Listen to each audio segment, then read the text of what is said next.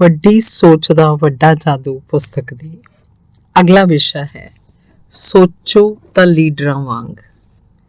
ਇੱਕ ਵਾਰ ਫਿਰ ਆਪਣੇ ਆਪ ਨੂੰ ਯਾਦ ਦਿਵਾਓ ਕਿ ਜਦੋਂ ਤੁਸੀਂ ਸਫਲਤਾ ਦੀ ਪੌੜੀ ਚੜ੍ਹਦੇ ਹੋ ਤਾਂ ਤੁਹਾਡੇ ਤੋਂ ਉੱਪਰ ਵਾਲੇ ਤੁਹਾਨੂੰ ਨਹੀਂ ਖਿੱਚਦੇ, ਬਲਕਿ ਤੁਹਾਡੇ ਤੋਂ ਥੱਲੇ ਵਾਲੇ ਤੁਹਾਨੂੰ ਚੁੱਕਦੇ ਹਨ। ਯਾਨੀ ਉਹ ਲੋਕ ਜਿਹੜੇ ਤੁਹਾਡੇ ਸਾਥੀ ਹਨ ਜਾਂ ਤੁਹਾਡੇ ਹੇਠਾਂ ਕੰਮ ਕਰ ਰਹੇ ਹਨ।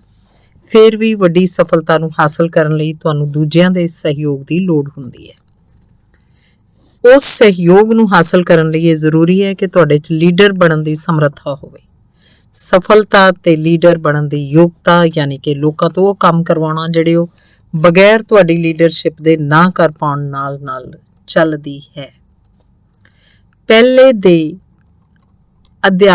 ਅਧਿਆਵਾਂ ਵਿੱਚ ਸਫਲਤਾ ਦਿਲਾਉਣ ਵਾਲੇ ਜਿਹੜੇ ਸਿਧਾਂਤ ਸਮਝਾਏ ਗਏ ਉਹ ਤੁਹਾਡੀ ਲੀਡਰਸ਼ਿਪ ਸਮਰੱਥਾ ਨੂੰ ਵਿਕਸਿਤ ਕਰਨ 'ਚ ਕੀਮਤੀ ਸਾਬਤ ਹੋਣਗੇ। ਇੱਥੇ ਅਸੀਂ 4 ਖਾਸ ਲੀਡਰਸ਼ਿਪ ਸਿਧਾਂਤਾਂ ਜਾਂ ਅਸੂਲਾਂ ਨੂੰ ਦੱਸਣਾ ਚਾਹਾਂਗੇ ਜਿਹੜੇ ਤੁਹਾਨੂੰ ਲੀਡਰ ਬਣਵਾ ਸਕਦੇ ਆ ਬਿਜ਼ਨਸ ਵਿੱਚ, ਸਮਾਜਿਕ ਕਲੱਬ ਵਿੱਚ, ਘਰ ਤੇ ਹੋਰ ਥਾਂ ਤੇ। ਇਹ 4 ਲੀਡਰਸ਼ਿਪ ਸਿਧਾਂਤ ਜਾਂ ਅਸੂਲ ਹਨ। ਪਹਿਲਾ, ਜਿਨ੍ਹਾਂ ਨੂੰ ਤੁਸੀਂ ਪ੍ਰਭਾਵਿਤ ਕਰਨਾ ਚਾਹੁੰਦੇ ਹੋ ਉਹਨਾਂ ਲੋਕਾਂ ਦੇ ਨਜ਼ਰੀਏ ਨਾਲ ਚੀਜ਼ਾਂ ਨੂੰ ਦੇਖੋ। ਦੂਸਰਾ, ਸੋਚੋ ਇਸ ਸਮੱਸਿਆ ਨਾਲ ਨਿਪਟਣ ਦਾ ਮਾਨਵੀ ਢੰਗ ਕੀ ਹੈ। ਤੀਸਰਾ, ਤਰੱਕੀ ਦੇ ਬਾਰੇ ਸੋਚੋ, ਤਰੱਕੀ ਦੇ ਬਾਰੇ ਵਿਸ਼ਵਾਸ ਕਰੋ ਤੇ ਤਰੱਕੀ ਦੇ ਵਾਸਤੇ ਕੋਸ਼ਿਸ਼ ਕਰੋ। ਚੌਥਾ, ਆਪਣੇ ਆਪ ਨਾਲ ਗੱਲਾਂ ਕਰਨ ਲਈ ਸਮਾਂ ਕੱਢੋ। ਜੇ ਤੁਸੀਂ ਇਹਨਾਂ ਅਸੂਲਾਂ ਦਾ ਪਾਲਣ ਕਰਦੇ ਹੋ ਤਾਂ ਤੁਸੀਂ ਨਿਸ਼ਚਿਤ ਤੌਰ ਤੇ ਸਫਲ ਹੋਵੋਗੇ।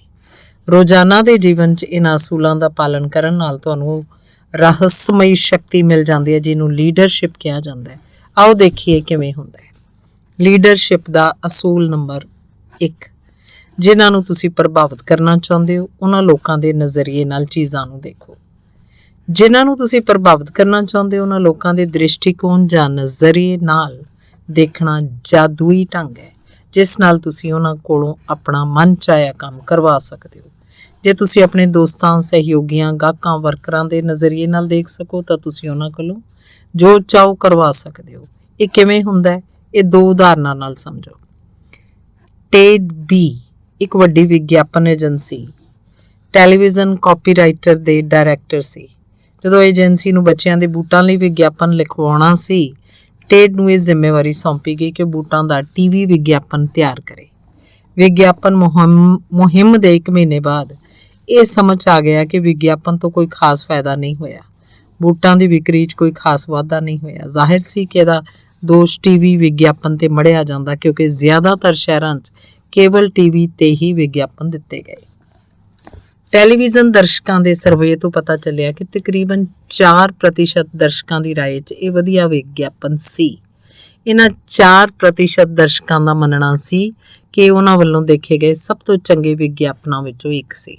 ਬਾਕੀ 96% ਜਾਂ ਤਾਂ ਇਸ ਵਿਗਿਆਪਨ ਬਾਰੇ ਉਦਾਸੀਨ ਸਨ ਜਾਂ ਫਿਰ ਉਹਨਾਂ ਨੂੰ ਇਹ ਵਿਗਿਆਪਨ ਪਸੰਦ ਨਹੀਂ ਸੀ ਆਇਆ।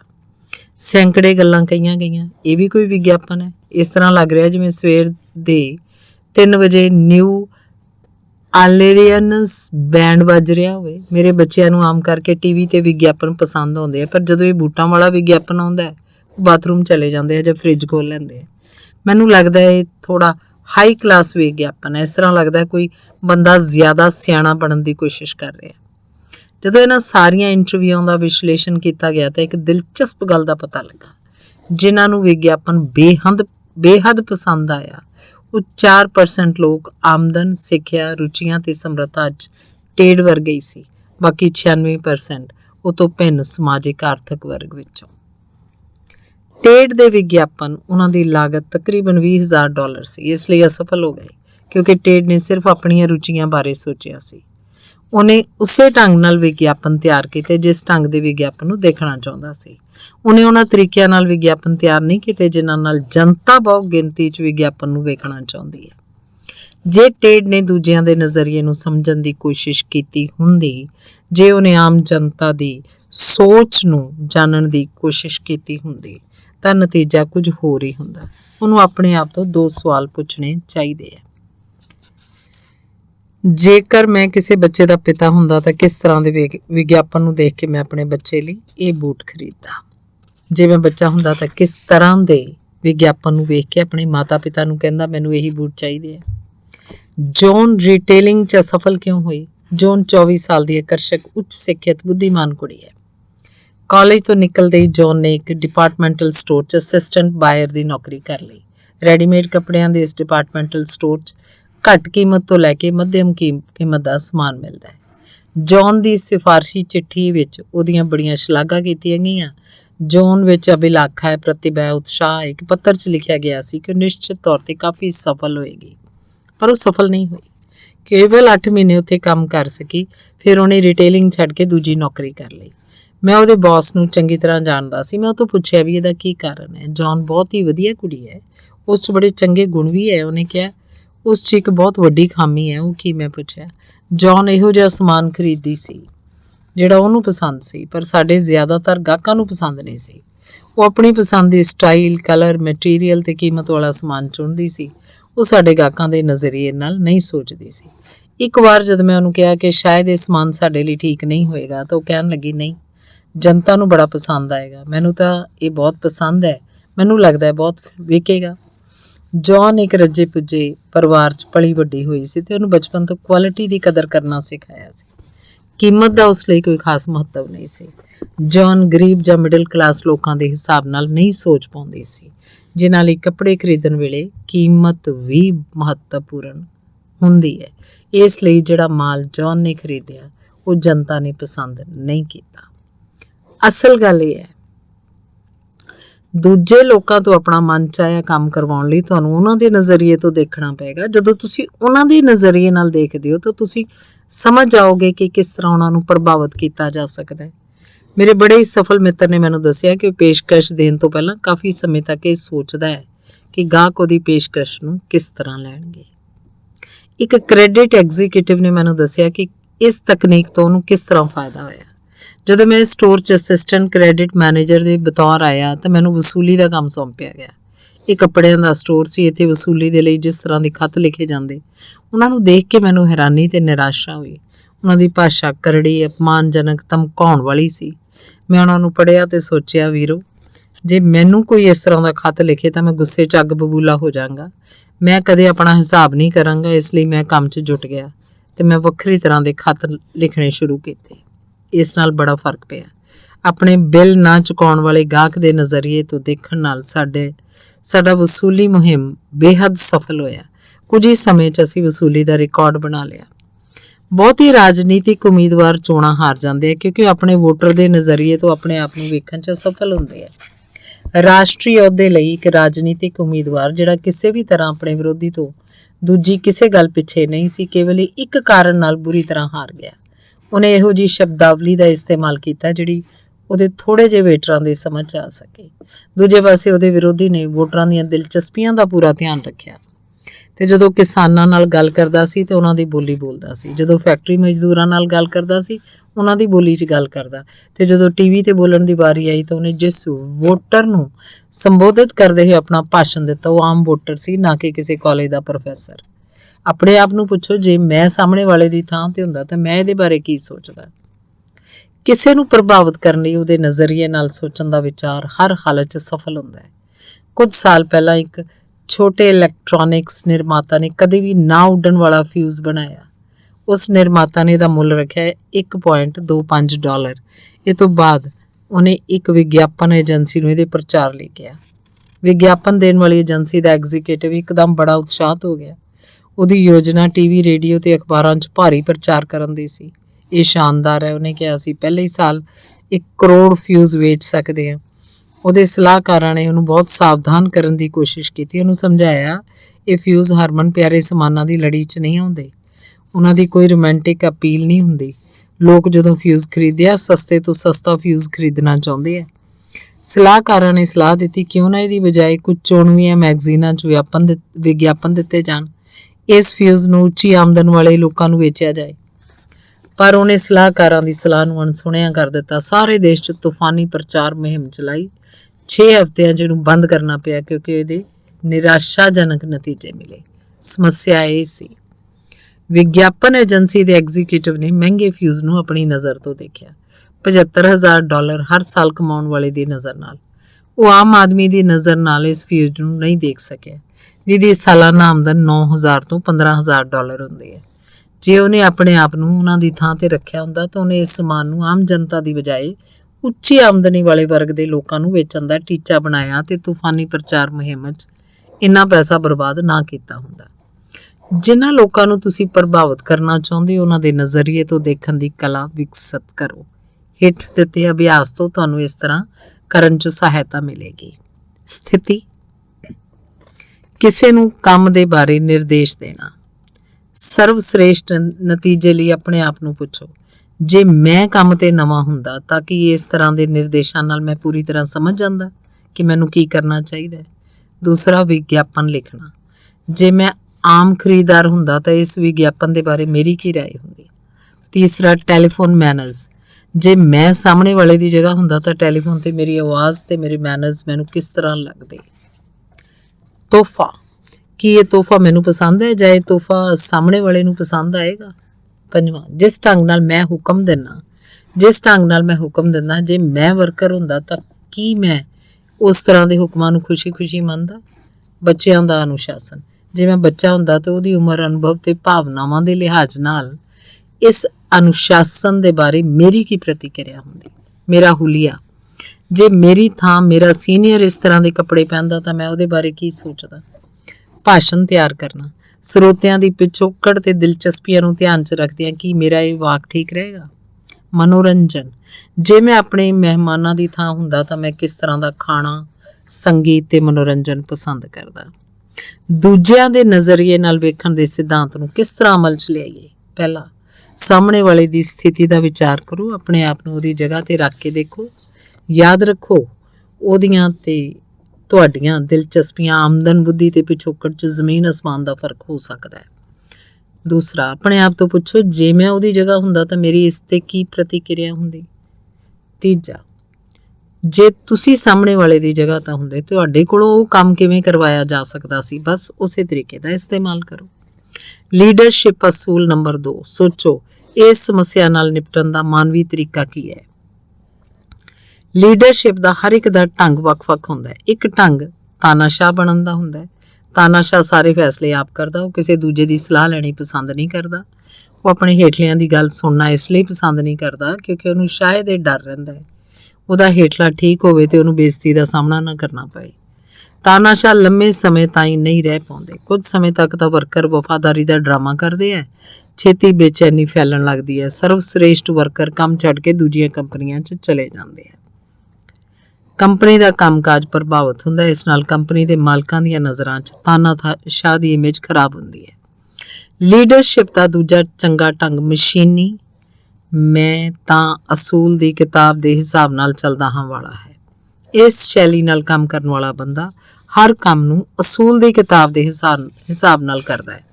ਉਹ ਇਹ ਨਹੀਂ ਸਮਝ ਪਾਉਂਦਾ ਕਿ ਹਰ ਅਸੂਲ ਜਾਂ ਨੀਤੀ ਜਾਂ ਯੋਜਨਾ ਕੇਵਲ ਇੱਕ ਮਾਰਗਦਰਸ਼ਕ ਸਿਧਾਂਤ ਹੈ।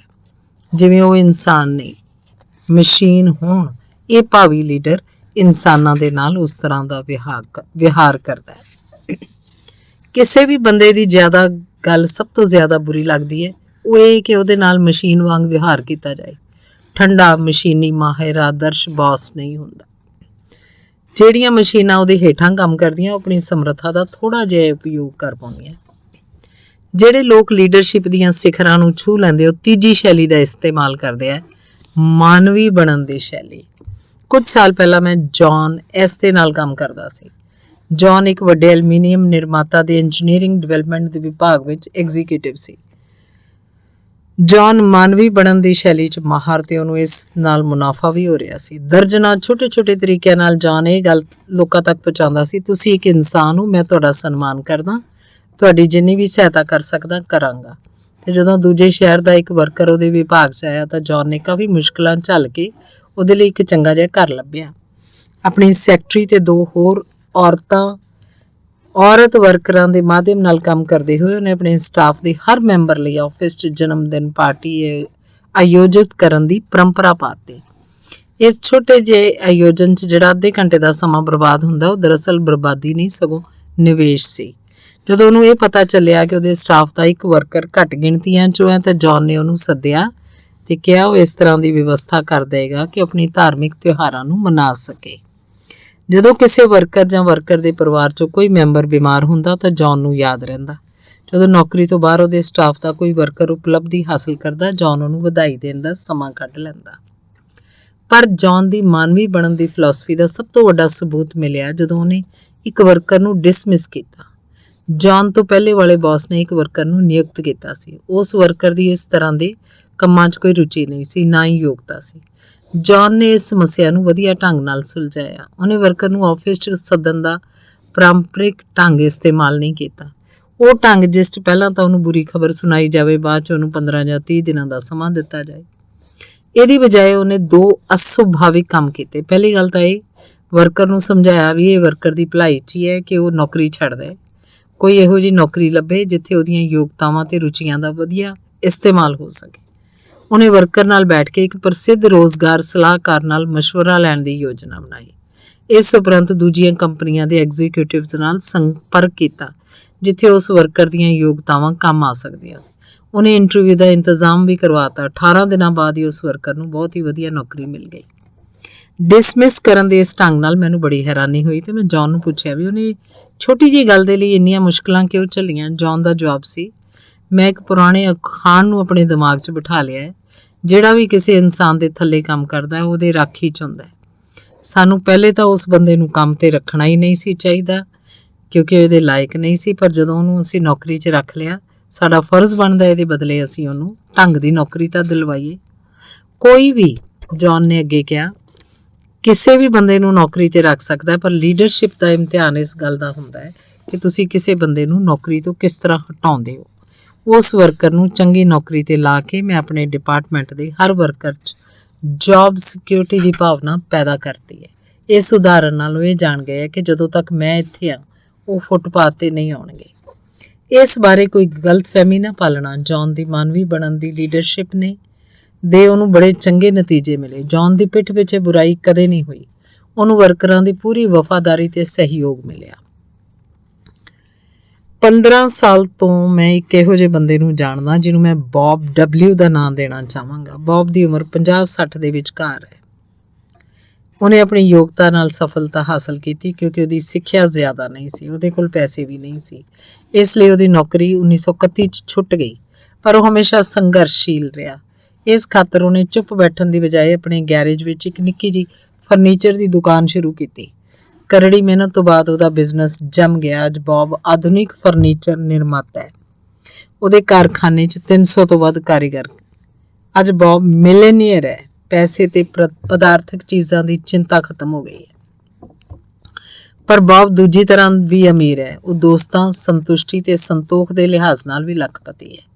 ਇੱਕ ਦਿਨ ਮੈਂ ਬੌਬ ਲੋਕਾਂ ਦੀ ਆਲੋਚਨਾ ਕਰਨ ਦੀ ਸ਼ੈਲੀ ਦੇ ਬਾਰੇ ਗੱਲਾਂ ਕਰ ਰਹੇ ਸੀ। ਆਲੋਚਨਾ ਕਰਨ ਦਾ ਬੌਬ ਦਾ ਮਾਨਵੀ ਢੰਗ ਇੱਕ ਅਦਭੁਤ ਫਾਰਮੂਲਾ ਹੈ। ਉਹਨੇ ਮੈਨੂੰ ਦੱਸਿਆ, ਮੈਨੂੰ ਨਹੀਂ ਲੱਗਦਾ ਵੀ ਕੋਈ ਇਹ ਕਹੇਗਾ ਕਿ ਮੈਂ ਇੱਕ ਕਮਜ਼ੋਰ ਬੌਸ ਹਾਂ। ਮੈਂ ਇੱਕ ਬਿਜ਼ਨਸ ਚਲਾਉਣਾ, ਜੇਕਰ ਕੁਝ ਠੀਕ ਨਹੀਂ ਹੋ ਰਿਹਾ ਤਾਂ ਮੈਨੂੰ ਉਹਨੂੰ ਠੀਕ ਕਰਨਾ ਪੈਂਦਾ ਹੈ। ਪਰ ਠੀਕ ਕਰਨ ਦਾ ਤਰੀਕਾ ਵੀ ਹੁੰਦਾ ਹੈ, ਤਰੀਕਾ ਵੀ ਮਹੱਤਵਪੂਰਨ ਹੁੰਦਾ ਹੈ। ਜੇ ਵਰਕਰ ਕੋਈ ਗਲਤੀ ਕਰਦਾ ਤਾਂ ਮੈਂ ਵਿਸ਼ੇਸ਼ ਸਾਵਧਾਨ ਰਹਿਣਾ, ਉਹਦੀਆਂ ਭਾਵਨਾਵਾਂ ਨੂੰ ਠੇਸ ਨਾ ਪਹੁੰਚੇ, ਉਸ 'ਚ ਹੀਨ ਭਾਵਨਾ ਨਾ ਆ ਜਾਏ। ਸਭ ਤੋਂ ਪਹਿਲਾਂ ਮੈਂ ਉਹਦੇ ਨਾਲ ਇਕਾਂਤ 'ਚ ਗੱਲ ਕਰਦਾ। ਮੈਂ ਉਹਦੇ ਕੰਮਾਂ ਦੀ ਸ਼ਲਾਘਾ ਕਰਦਾ। ਦੂਜਾ ਨੰਬਰ। ਤੀਜਾ, ਮੈਂ ਉਹਨੂੰ ਇਹ ਦੱਸਦਾ ਕਿ ਕਿਸ ਖੇਤਰ 'ਚੋਂ ਵਧੀਆ ਕੰਮ ਕਰ ਸਕਦੇ ਆ। ਤੇ ਚੌਥਾ, ਮੈਂ ਇੱਕ ਵਾਰ ਫਿਰ ਉਹਦੀਆਂ ਚੰਗੀਆਂ ਗੱਲਾਂ ਲਈ ਉਹਦੀ ਸ਼ਲਾਘਾ ਕਰਦਾ। ਤੇ 4 ਕਦਮਾਂ ਦਾ ਇਹ ਫਾਰਮੂਲਾ ਕੰਮ ਕਰਦਾ ਹੈ। ਜਦੋਂ ਮੈਂ ਇਹਦਾ ਇਸਤੇਮਾਲ ਕਰਦਾ ਲੋਕੀ ਮੈਨੂੰ ਧੰਨਵਾਦ ਦਿੰਦੇ ਆ। ਮੈਂ ਜਾਣ ਗਿਆ ਕਿ ਲੋਕਾਂ ਨੂੰ ਆਲੋਚਨਾ ਸੁਣਨ ਦਾ ਇਹੀ ਤਰੀਕਾ ਪਸੰਦ ਹੈ।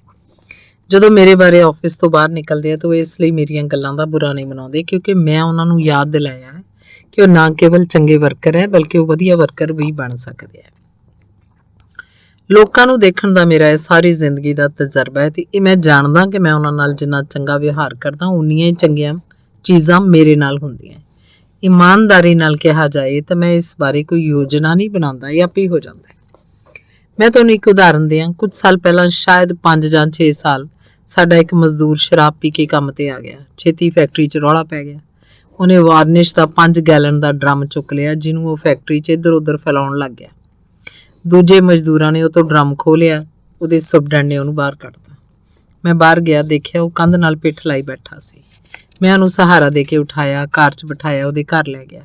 ਉਹਦੀ ਪਤਨੀ ਘਬਰਾ ਗਈ। ਮੈਂ ਉਹਨੂੰ ਦਿਲਾਸਾ ਦਿੱਤਾ, सब कुछ ठीक हो जाएगा, पर तुसी कुछ नहीं समझदे हो।